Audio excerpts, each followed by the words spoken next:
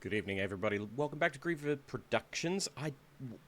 Did I just completely stumble over my intro? It's the most simple thing I could have done. Hey there, everyone. Welcome back to Griever Productions. Was that so hard? We're here today with something a little bit interesting, right? So, one of my Patreon subscribers mentioned that gave me a link to an isolated vocal track, right? And I thought, hey, actually, I forgot that these kind of existed, aside from obviously the really bad Mariah Carey one. Yeah. Yeah, that one sucked.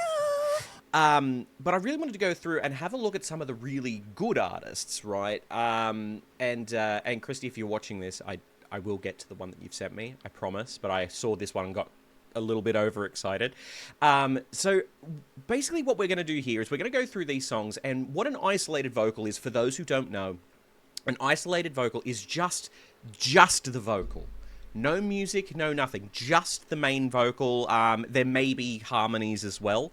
But for the most part, it's just the main vocal. And I wanted to go through this one because I'm in the live stream that I did, I mentioned Fleetwood Mac. And that Fleetwood Mac is a huge inspiration and a phenomenal band. Like, the fact that their Rumours album even got made in the end is kind of crazy, realistically. Like, the fact that they absolutely hated each other, but they must have just been doing it for the music for sure, because, like, why else would you do it at that point? What I'm going to do, I'm going to hit play on this. This is going to go through, and we're going to hear Stevie Nicks singing Rhiannon. And I'm really excited to hear how this goes, because when it comes to this sort of era of music, we are talking about a time where auto-tune, pitch correction, all of that didn't exist. The only thing that may come through depends on the vocal. Sometimes they can give you the isolated vocal and make it completely raw. And what that means is it's like removed all of the echo and reverb. But others will have the echo and reverb. So if that's all that we're listening to, it really strips back the song so that you can really pull apart each individual part and piece of the vocal itself. So before we begin, please do leave a like on this video. It really does help. But without any further ado, let's get into listening to Rhiannon by Fleetwood Mac, sung by Stevie Nicks. Rhiannon rings like a bell through the night, and wouldn't she love to love her? Takes to the sky like a bird in flight, and who will be her lover? Wow. See, that's something that's really interesting, right? Because you can hear that it's essentially raw, except for the reverb that's on there. There's been such minimal... is interference the word? Probably interference, right? There's been minimal interference when it comes to what is going into that microphone and what we're hearing on the other end of that. You can even hear in the back of that voice is a little bit of that gruff sound that Stevie Nicks kind of has, right? But there's something just so incredibly mesmerizing about it. Bird in flight, and who will be her lover? Well, your life, you've never seen a woman taken by the wind. Would you stay if she promised you heaven? Will you ever win? Okay. Da, da, da, da, da. Right, so that's a C5, right? Would you stay if she promised? Yeah, okay, so that's a C5. Which we've seen a lot of men get into that pocket of the voice on this channel, right? So in a lot of cases you would think that a female voice doing that is not as impressive, but it's the way that she goes about it. For a female voice, she's got a very low voice. She's got a very, like, kind of low voice, especially for around the time, I feel, Although, actually, I suppose Cher had a kind of low voice as well. Do you believe in life after love? Yeah, I suppose there were a few lower voices. Maybe not Cher.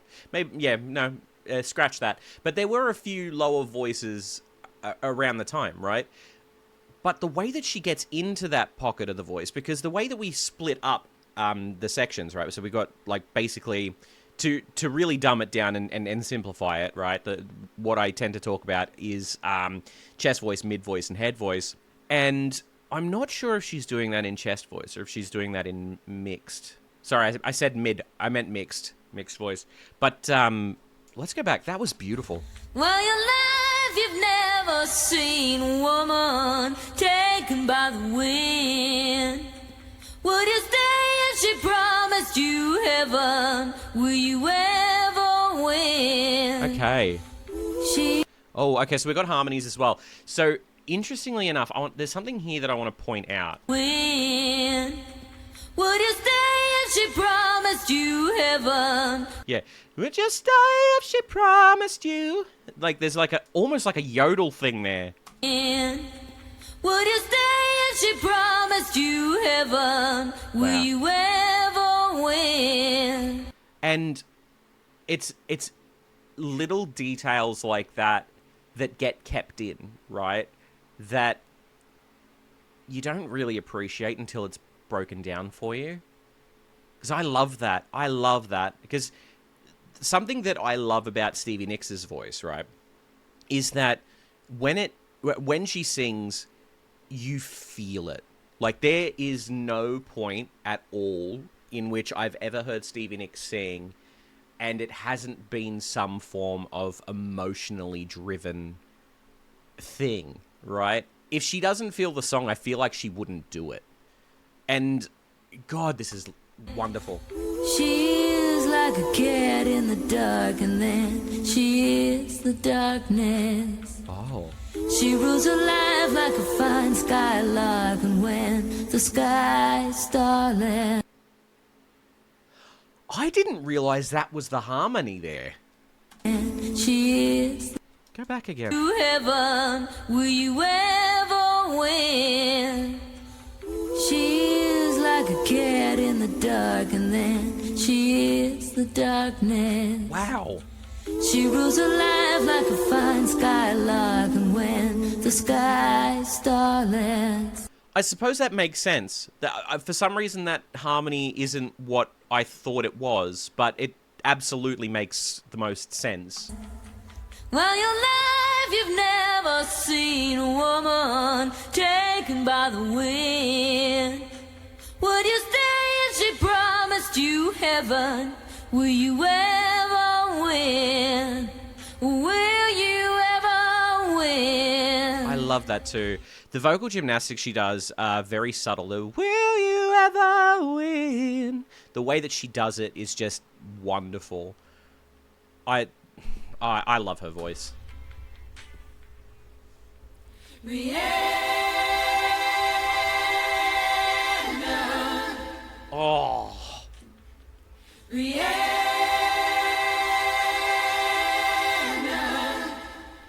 Is that 4-part? Hang on. Rhiannon. Rhiannon. 3. Rhiannon. 3-part. Okay. Rhiannon. Beautiful. Rhiannon.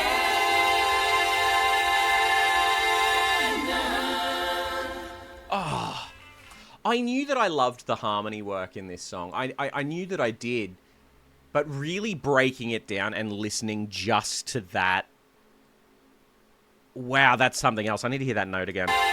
Hang on, we'll go back a bit further. Rhiannon.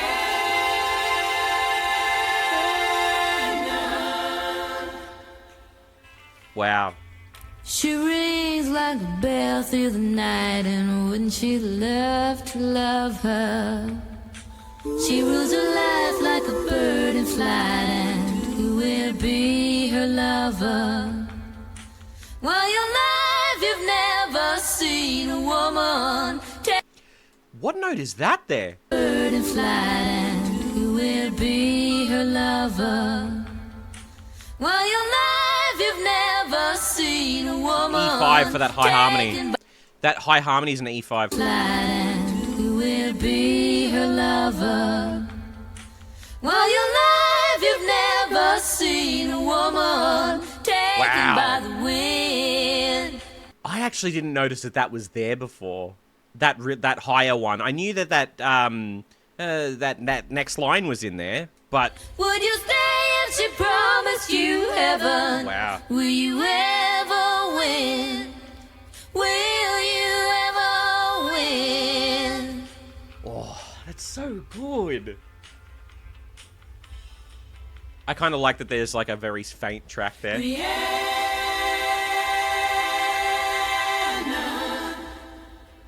Oh.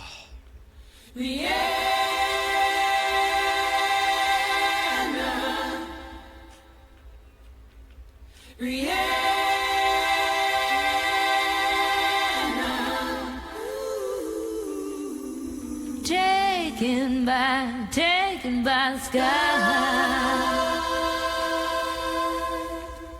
Taken by the sky.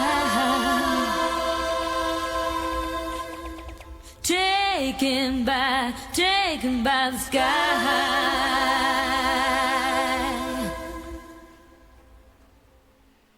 That's fantastic. That's fantastic. Wow. Unwind love. Sorry, there is more. There is more. I didn't mean to stop it there. Dreams unwind love state of mind. Her dreams unwind, her love's a state of mind. Dreams unwind, love's a state of mind. Her dreams unwind, her love's a state of mind. That's interesting. Is she saying dreams unwind loves her state of mind? Dreams unwind, love's a state of mind. I'm not going insane. I heard that, Her right? dreams unwind, her love's a state of mind. Yeah. Her dreams unwind, her love's a state of mind. That's interesting. That brings a whole new meaning to the line. Wow, I didn't realize that. Wow, okay, cool. So look, the reason I wanted to go through this, right, and the reason that I wanted to have a look at some of these isolated vocal tracks is because this sort of thing doesn't really happen much anymore, where these vocalists go into a studio, they sing their heart out, and it comes out this wonderful, right? I really kind of want to give credit where credit's due with a lot of these kind of older vocal, because I'm just trying to think, when did this come out? Okay, so this came out in 1975, right? So that's 50 years ago next year. This song is 50 years old next year. What? Like, that's interesting. Wow, that's crazy. That's crazy in my head. Wow. But this is the thing, around that time, right, you had all of these vocals that are just brilliant. You had real musicians doing real music.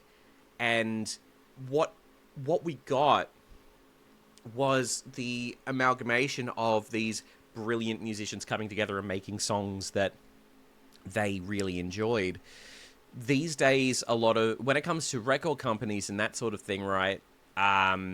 Record company. I remember talking to somebody from one of the biggest studios. I won't say which one.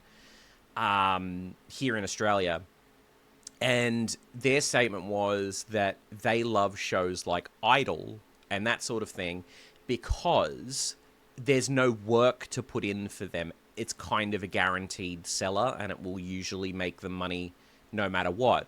off their like first album, like out of Idol or X Factor or The Voice or one of those. You know how they usually come out of it with a album deal to do an album, or however long, or like a 3-year contract, depending on where you are, right? And it kind of sucks, because if you think back, right, back to the 70s, the 80s, I mean, even go back as far as the 60s, even further than that, record companies were more than happy to take a risk on artists and stuff, because the ones that made money made damn good money, right? When it comes down to it, if Fleetwood Mac wasn't around in the 70s, right? If Fleetwood Mac came around today, I don't think that they would even get a look in, based upon how the record companies work. Because the record companies now will basically have they'll sign on a singular person rather than a band, like for the higher tiered ones, right? And not even that. I mean, by higher tier, I mean your Sonys, your Universals, all of that sort of stuff. Rarely is it like a band, right? They'll sign on a singular person: Adele, Swift, Bruno Mars, Gaga, and I'm not saying anything bad about them, because I know that Taylor Swift has done her whole thing of separating herself, and with her newest venture of re-releasing her songs, I think she realizes how she's done an incredible thing for music by doing that, because she's made the people in the music industry realize that they don't have the monopoly on things anymore, which is fantastic, really. That's only a win. That's a win for everyone in the music industry. Love or hate Swift, that is a win for everybody in the music industry. They'll sign on individuals, and they'll basically have a backlog of already written songs that they've probably already paid for, so it's not as if they are forking out money to these to the people writing the songs and paying the royalties on that. They're pretty much going, here's the song we want you to do, we already own this, we pay you to perform it, and that's it. In a lot of cases. Not all. You've got your Ed Sheerans, and Bruno Mars was a bad example because he does write his own stuff as well. But that's the kind of world we live in musically now. But yeah, it's a shame. I kind of wish we would go back to this sort of time musically where record companies actually cared. But having said this, there's a lot to be said for the introduction of things like LimeWire back in the early 2000s, where people were pirating music like you wouldn't believe. Obviously, the Napster situation when it came to Lars Ulrich taking that down, which I agree, like the way that he did it was actually pretty good. A lot of people think that he was just money hungry, and don't get me wrong, he probably is, but what he did there was actually good for music as a whole. And then I've seen many arguments to say that Spotify is not that much different, because yes, they pay the artists, but I believe it was Peter Frampton. Was it Peter Frampton that had an issue with Spotify? Give me a sec. Yeah, so Peter Frampton had the one that does "Ooh Baby I Love You Way Every Day." Spotify was streamed. Sorry, that song was streamed on Spotify 55 million times, and received $1,700 in royalties for it, which is nothing. Like that's nothing. That is absolutely nothing. So we have a long way to go. Obviously, streaming music is the future, and I mean, well, it's not even the future; it's the present, right? But there's got to be a better way. There's definitely got to be some form of better way. But who knows? We'll see. We'll see. Basically, support your artists, support your favorite artists, buy their albums when you can. Is what I'm trying to say here. But anyway, this is all I've got for today. So thank you so much for watching. Like if you've enjoyed, subscribed, all that sort of thing. I'll see you in the next one. Bye for now.